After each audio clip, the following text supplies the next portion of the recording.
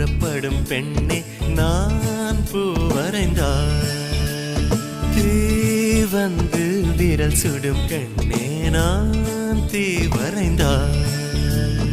உயிரல்லதெல்லாம் உயிர் கொள்ளும் என்றால் உயிருள்ள நானோ என்ன ஆகுவேன்? உயிர் வாங்கிடும் ஓவியம் நீயடி.